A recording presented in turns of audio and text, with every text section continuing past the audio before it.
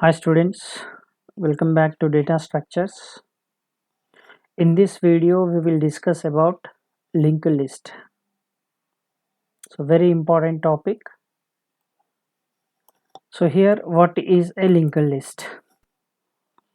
So we will discuss what is a linked list, what are the different types of linked list, and what are the operations we can perform on linked list. Now linked list. We can call linked list as collection of nodes. We can call linked list as collection of nodes. Then immediately the question raises, what is a node?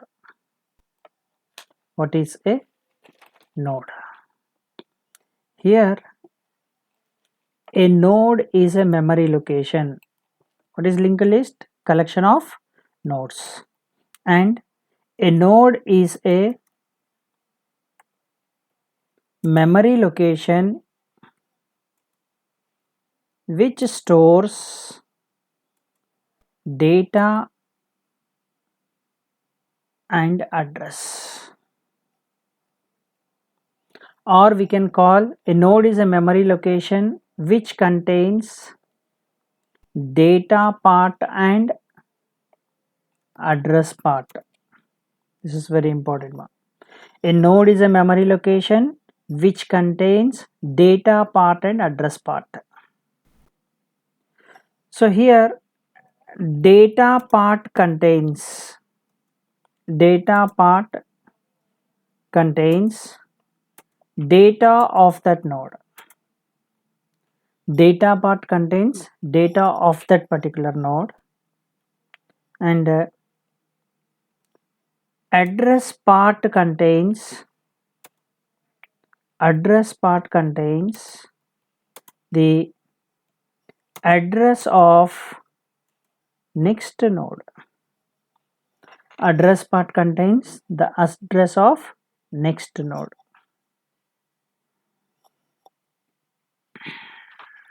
Now here example for node, here we can call this part as a node. The node itself will have some address, and that node will have data part. Data part can be one field or multiple fields. Like if it is a student type of node, we will have student ID, student name and marks in the data part. And the next we are calling it as address part. It will store the address of next node. Here every node will store the address of next node. Here first node it is storing the address of second node it is storing the address of third node, and third node will store the address of fourth node. As fourth is the last node, in the last node's address part it will store null. And here we have a node type of pointer called root. Here what is root? It is a node type of pointer. Root is a node type of pointer which stores the address of first node. Root is a node type of pointer which stores the address of first node. Then if list is empty, that is if linked list is empty, root value will be equal to null. Here null means 0. So here in linked list it is a collection of nodes. So here root will store the address of first node, and in the first node's address part will store next node, and the next second node's address part, the third node address will be there. In the third node's address part, fourth node, as fourth is the last node, it stores null. That is every node address part contains the address of next node, and the last node's address part contains null. Every node, it will store every node contains the address of next node, and the last node's address part contains null. Now here the question raises, sir, why we have to use linked list? In order to store the data, we already used arrays. Then why we have to use linked list? Here in arrays, it is a static memory allocation. Means the size of the array should be mentioned at the time of compilation itself in arrays. Once the size of the array is fixed, till the end of the program, we cannot change the size of the array. That is one problem. And the second problem here is, in arrays, what happens in arrays is, insertions and deletions are complex. In arrays, insertions and deletions are complex. That is, it will take more time for performing insertions and deletion operations. That is the second drawback. Example. Now let us assume that I want to insert an element. If you want to insert here, no problem. Suppose I want to insert one element in this position, third position. I want to insert a new element. What we need to do? We need to shift this last element will be shifted to this location. This element will be shifted to this location, and this element will be shifted to next location, and this element will be shifted to next location, and the new element will be inserted here. Suppose if there are 100 elements, how many elements we need to shift? From here, all the elements we should shift one position right. That is, it takes more time for insertion. Similarly, if you want to perform a delete operation in arrays, now I want to delete this element from array. So what we need to do? Again, we need to shift this element towards this side.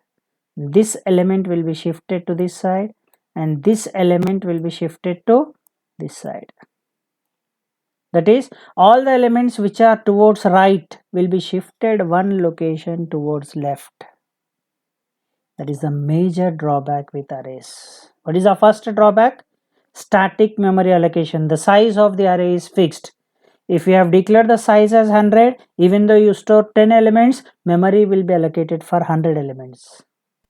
But in linked list, these drawbacks can be rectified in linked list. There is one advantage with arrays. What is that? Accessing will be very fast. If you want to access the 10th element, we can access at 10 minus 1, the index. Accessing will be very fast in arrays, but insertions and deletions are complex. To rectify this problem, linked list have been introduced. In linked list, initially we will create only one node called, that is one node type of pointer called root. Initially when we create, it will be empty, so the root value will be null. Now whenever user want to store the data, here the size will not be there for the linked list. Whenever user want to store the data, dynamically we will create one node. One node will be created dynamically. Then that node will be added to, that node contains both data part and address part. Data part can be more than one field, like student ID, student name, student age, gender, number of fields we can store, but there will be one address part. Even address part, in single linked list there will be one address part, in double linked list there will be two address parts, that we will discuss later. Now every node will have data part. Data part can be more than one field, remember, and next part, it contains the address of next node. Here whenever we want to insert the data, we will create one node and we will add to this list. So in this way, now if you want to store one new node, so one new node will be created. If you want to store any new data, one new node will be created, and let us assume this address is 5000. This 5000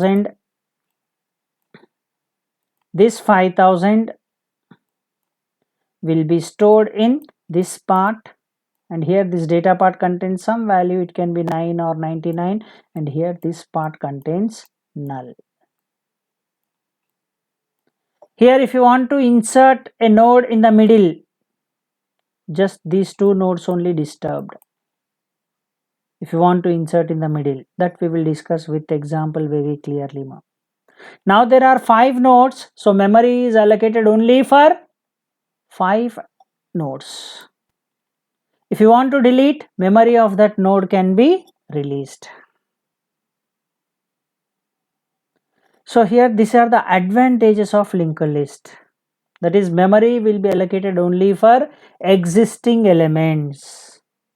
The size of the linked list can be increased as well as decreased. Whenever you insert, it will be increased. Whenever we delete, that memory can be released. With the help of dynamic memory allocation, we create linked list. Then how to create a linked list? How this linked list is created? Sir, for one memory location, how to get 2 parts? So in order to get 2 parts, we can use either arrays or structures. If we use arrays, both must be of same type. Here 2 different types. One is data, in this example integer. Next, address, it is a pointer. One integer and one pointer. Which type of pointer? Node type of pointer. Then we should create a structure for this. Here we will create a structure. Now let us see how to create, or we will write the code to create a node. Just to create a node, we will say here struct node. Then this node contains, this is structure. Structure is a collection of different data types. Int data, one part will be created, and here the other part should be a pointer.